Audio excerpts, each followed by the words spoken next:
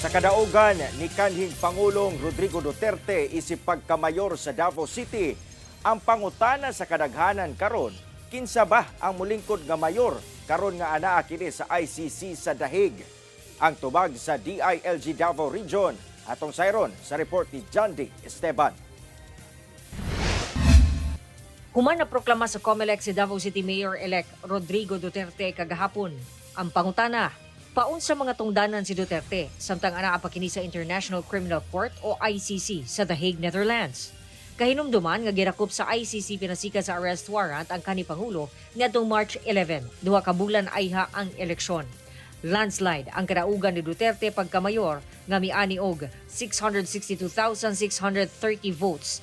Layo kaayog biya sa nagsunod nga 80,952 votes ni Carlo Nograles. Sumala sa Department of Interior and Local Government Region 11, dili pa nila kini matubag sa karon. We deem it very much appropriate to raise this legal issue to the department to seek appropriate guidance on the matter. But na ko pasabot, amo ning dalon sa among central office, sa among legal and liaison services to seek any comment or whatever nga kung para maathag yun ba kung sa bagit ang atong tubag ni ani.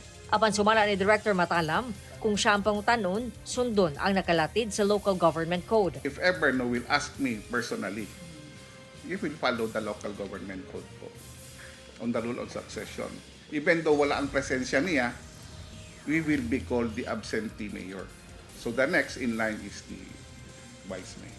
Doon na sa panlantaw, kalabot ni ini ang usa ka political analyst. We are looking at different scenario. Number one scenario is that he will maintain as a mayor, no, and then will get an alter ego like the vice mayor. No? Alter ego ibig sabihin, no, siya po yung gagawa on his behalf, no, parang OIC. Pero yung tanong natin kung alter ego ba yan, no, how accurate no would be the alter ego doing what the mayor wanted.